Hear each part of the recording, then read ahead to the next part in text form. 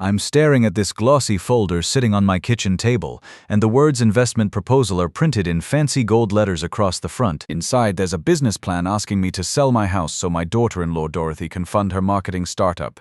The number at the bottom, $75,000. And there's a handwritten note that says, "Family investors get priority returns. This is your chance to secure Byron's future." I'm Randall Cooper, 58 years old, and I've been a contractor for most of my life until I retired last year. I know the difference between a solid foundation and a house of cards. This proposal, it's built on sand. Let me back up a bit. My son, Byron, married Dorothy Martinez about 2 years ago. She's 29, works in marketing, and has these big ideas about starting her own agency. Byron's a software engineer making decent money, around $85,000 a year. But Dorothy's always talking about scaling up and maximizing potential. The woman speaks in business buzzwords like she's reading from a manual. My wife Helen passed away 3 years ago from cancer. We couldn't afford all the treatments she needed, and that still eats at me every single day. The house we bought together 25 years ago is paid off now, worth about $350,000. It's all I have left of the life we built together, and it's supposed to be Byron's inheritance someday. Dorothy showed up at my door last Tuesday with this proposal folder and her biggest smile. She sat right where you're sitting now and laid out her whole pitch. Digital marketing agency guaranteed clients through her connections, projected 40% returns within 18 months. All she needed was startup capital, and since I had underutilized assets, wouldn't I want to help secure my son's financial future? The whole thing felt wrong from the start. When you've spent 35 years in construction, you develop an instinct for when someone's trying to sell you materials that won't hold weight. Dorothy's pitch had all the right words, but the structure underneath felt shaky. When I asked why they didn't go to a bank, Dorothy got this look on her face and said traditional lenders don't understand innovative business models. She pulled out charts showing market projections and competitor analysis, but when I asked for specifics about her client base, she got vague real quick. "Randall, you have to trust the process," she said, leaning forward with those intense eyes of hers. "Byron believes in this vision. He knows this could set us up for life." When I asked what Byron thought about using my house as collateral, she said he was completely on board but didn't want to pressure me himself. "You know how sensitive Byron is about money matters," she said. "He didn't want you to feel obligated. That right there should have been my first red flag. Byron's never been sensitive about money. The kid's been asking me for financial advice since he got his first job, so I called Byron that night. "Son, tell me about this startup idea Dorothy's got." Byron sounded confused. "What startup idea, Dad?" "The one she wants me to fund by selling the house." Long pause. "You know that kind of silence that tells you someone's world just shifted? That's what I heard, Dad. I don't know what you're talking about." Dorothy mentioned some business ideas, but nothing about your house. Nothing about you selling anything. That's when I knew something was seriously wrong. When someone lies to both sides of a conversation, they're running a con. I've been in construction long enough to spot a load-bearing wall from decorative trim, and Dorothy's story was all decoration with no substance. "Byron, when's the last time you looked at your bank statements?" Another pause. "I don't know. Maybe a few months?" "Dorothy handles all our finances.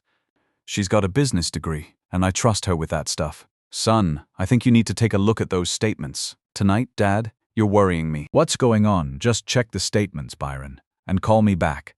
He called back 2 hours later, and his voice was different, smaller. "Dad, there's some transactions I don't recognize.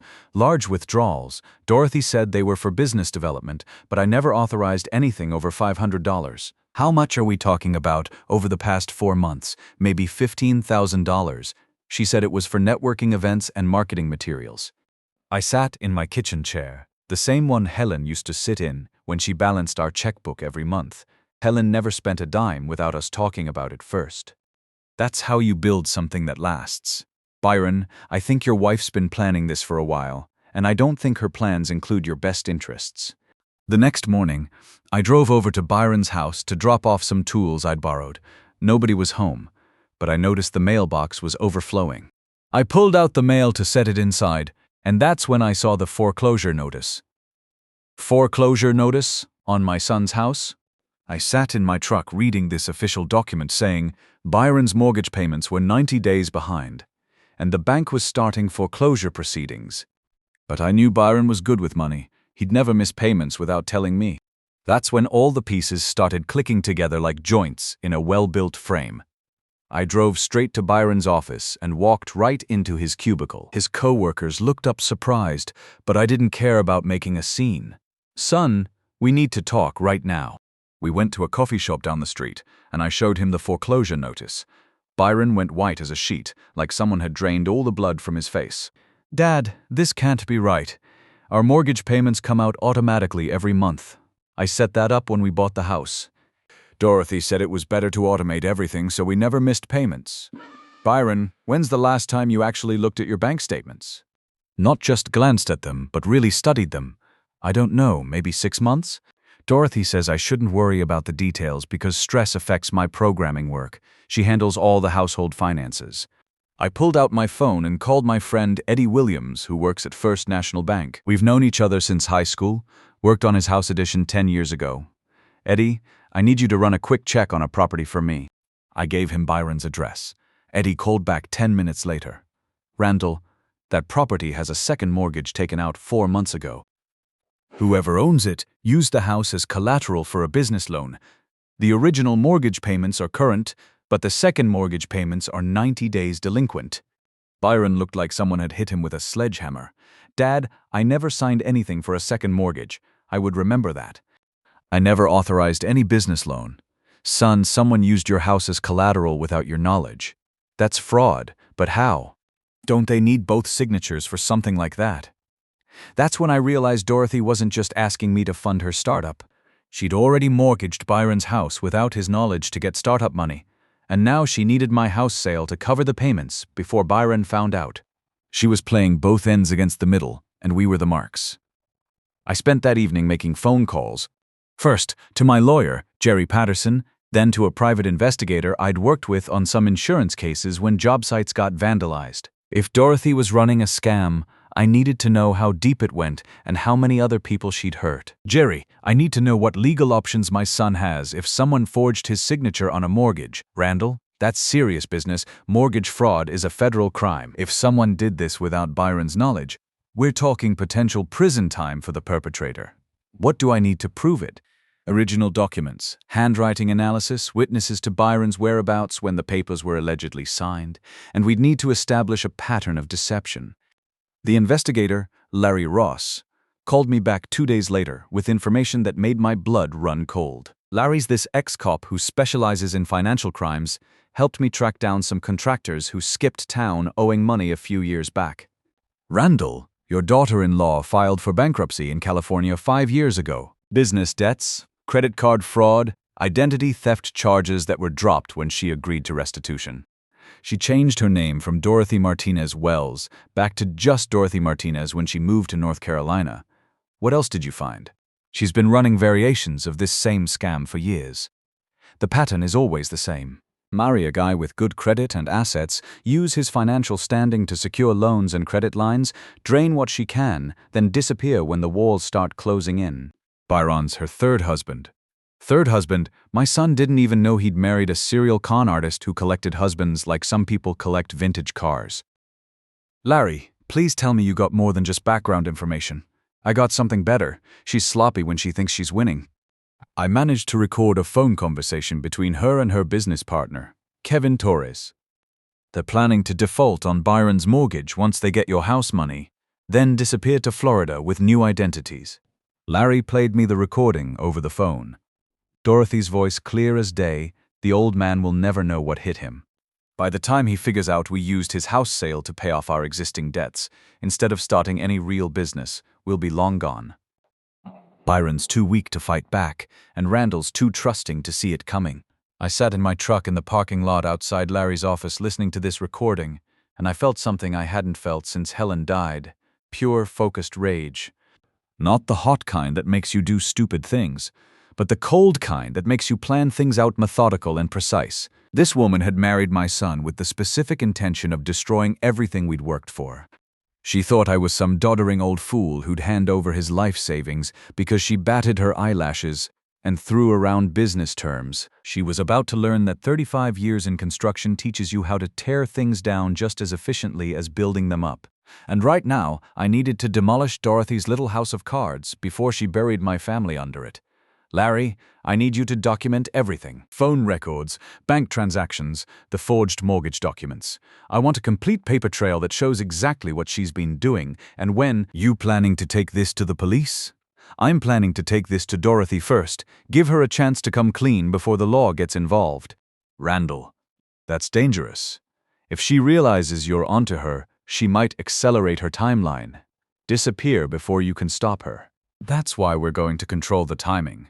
She thinks she's got me fooled with this investment proposal. Let her keep thinking that while we build our case. That Saturday, Dorothy called to invite me to dinner at Byron's house. I want to discuss the investment proposal in detail, she said in that sweet voice she used when she wanted something. Byron's really excited about moving forward with the business plan. I'd like that, I said. I've got some questions about the financing structure. Perfect. Just the three of us. Family only. I showed up at Byron's house that Saturday with Larry Ross and Jerry Patterson in tow.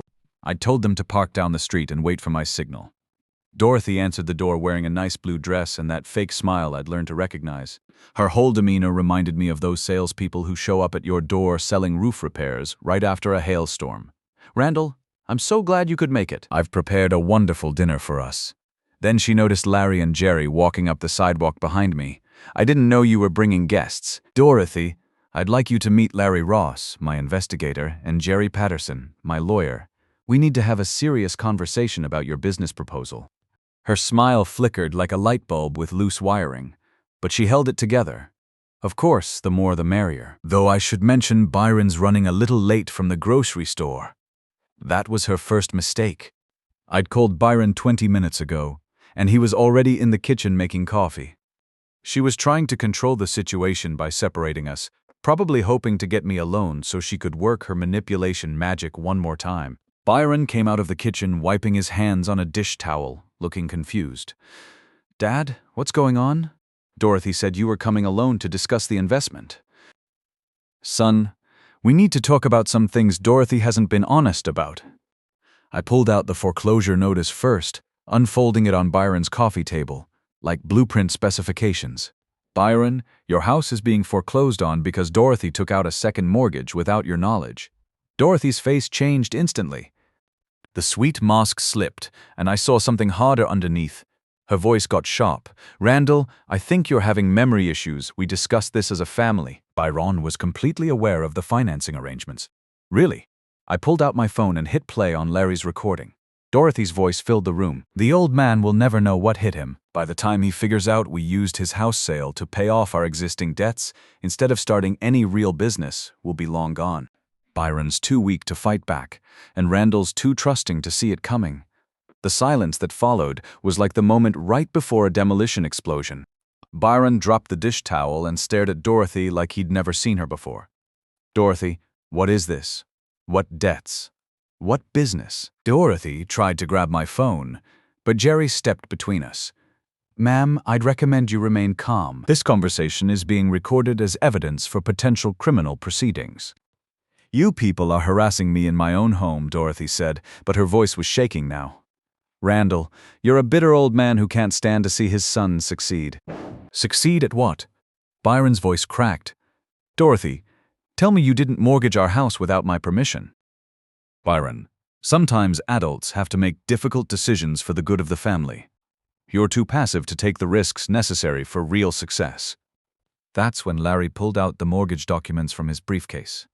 Pages of official paperwork showing Byron's forged signature on a $45,000 second mortgage taken out 4 months earlier. Byron studied his own signature on the papers, comparing it to his driver's license. This isn't my handwriting, Dorothy. How could you forge my signature? I didn't forge anything. You signed those papers and forgot because you were stressed about work. I would never forget signing mortgage papers. Never. Jerry leaned forward with his lawyer voice.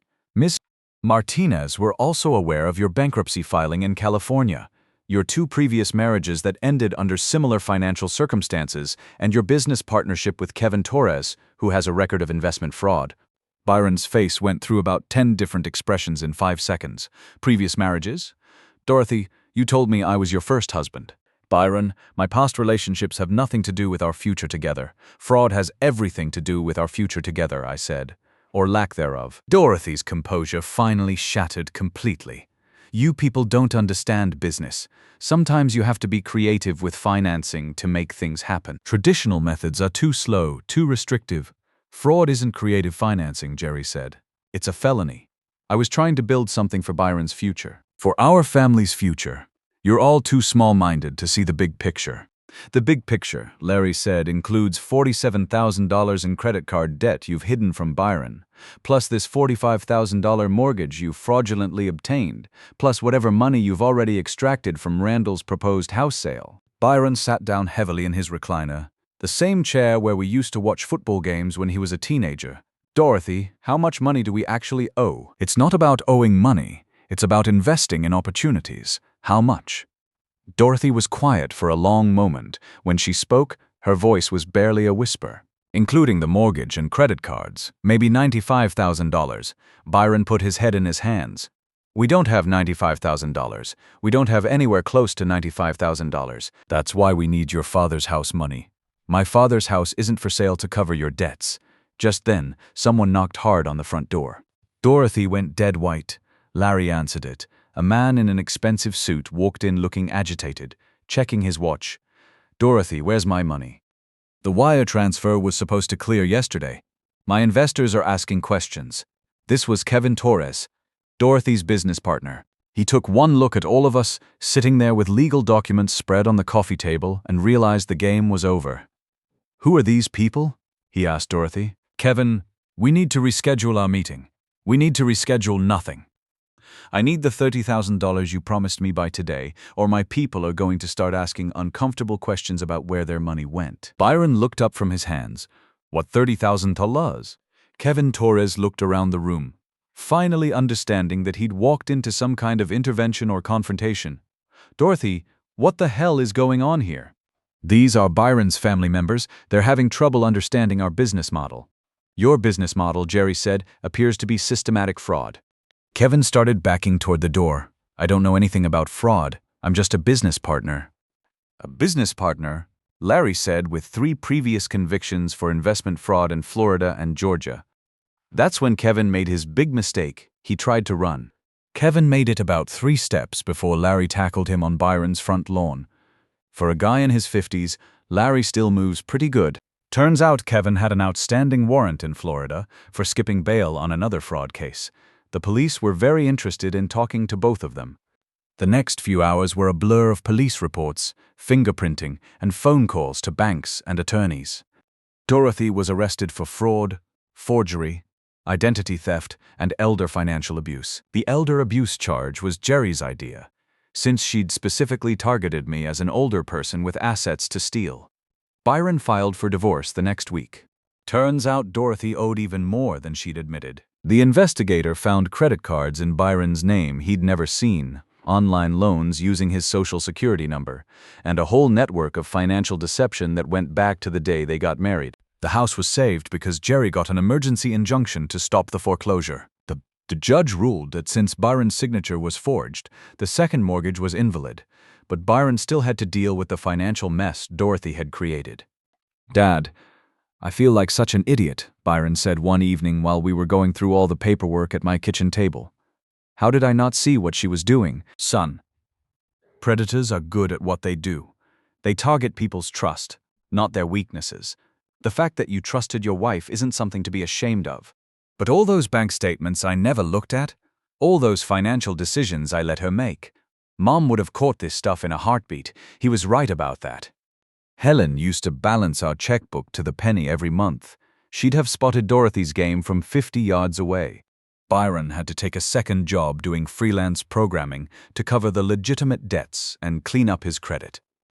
We worked out an arrangement where I helped with some of the bills in exchange for Byron helping me with projects around my house. Seemed fair, and it gave us time to rebuild our relationship. Dorothy's so-called startup was completely fake, of course.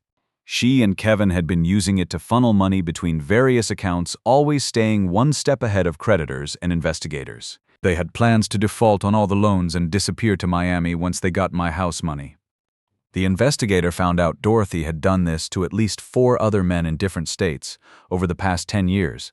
Always the same pattern. Marry a guy with good credit and family assets, use his financial standing to secure loans and credit lines, pressure the family members to invest in fake businesses, then disappear when things got complicated. Her first husband in California lost his house and ended up declaring bankruptcy. The second one in Arizona is still paying off debts she left behind. Byron was supposed to be number 3, and I was supposed to be the jackpot that let her retire from the con game. 6 months after the arrests, Byron moved back into my house while his finances got straightened out. We spent Saturday mornings working on projects together, the way we used to when he was a kid. Replacing deck boards, fixing the fence, normal maintenance that keeps a house solid for the long term. One Saturday, while we were installing new gutters on the back of the house, Byron said, "Dad, how did you know Dorothy was lying from the very beginning?" I tightened a bracket and checked it with my level, making sure everything was straight and true. "Son, when you've built houses for 35 years, you learn to spot the difference between good materials and cheap substitutes. Dorothy's whole pitch was like using particle board where you need solid oak. Looks good on the surface, but it won't hold weight when you need it to." "What do you mean?" "Real partnerships, real marriages, real family businesses, they're built on honest communication." Dorothy never gave straight answers to direct questions. She used fancy words to distract from simple facts. That's not how solid construction works, and it's not how solid relationships work either. Byron laughed. "You know what's funny? I'm actually glad this happened. How's that? Because I learned the difference between someone who wants to build a life with you and someone who wants to steal the life you already built." Dorothy saw our family as raw materials for her own project. A real partner would have wanted to add to what we had, not tear it down for parts. Dorothy got 18 months in federal prison and had to pay restitution to Byron and her previous victims. Kevin Torres got 3 years for his repeat offense record. The business community in Charlotte made sure word got around about what they'd tried to do. Byron's doing better now. His credit's improving, and he started dating again, but carefully this time. He brings women around to meet me early in relationships, says if I don't approve, he pays attention to why. That's probably smart. More importantly, he's learned to pay attention to his own finances. He reviews every bank statement, questions every major expense, and never lets anyone else have complete control over his money. Those are lessons worth learning, even if they came at a high cost. The house Helen and I built together is still standing, still solid, still in the family where it belongs. Sometimes I sit on the back deck in the evenings and think about what she would have said about all this. She'd probably have told me I did good protecting our boy. But she'd have seen Dorothy coming from a mile away. Dorothy thought she could manipulate an old contractor into giving up everything he'd worked for by appealing to his love for his son. But here's what she didn't understand about men like me. We know the difference between building something that lasts and building something that just looks good in photographs. A foundation has to be level, walls have to be plumb, and joints have to be solid. You can't fake structural integrity, and you can't shortcut the process without weakening the whole structure. Dorothy's foundation was rotten from day one, and no amount of fancy presentation could change that. Real family doesn't ask you to demolish your history to fund their fantasies. They help you protect what matters and build something better together on solid ground. That's a lesson worth more than $75,000, and unlike Dorothy's promises, it's guaranteed to hold weight when you need it most. When someone shows you who they are through their actions, believe them the first time. And when someone tries to separate you from the things that represent your life's work, that's not love talking, that's just business. Bad business. The foundation rule, just like in construction, you can't build anything lasting on lies and shortcuts. Real relationships require honest materials, trust that's earned, respect that's mutual, and foundations that can support the weight of shared dreams without cracking under pressure. The load-bearing truth: some people come into your life to build alongside you. Others come to strip the valuable materials and sell them for scrap. The difference isn't always obvious at first, but time and pressure will always reveal which joints are solid and which ones are just held together with pretty paint and false promises.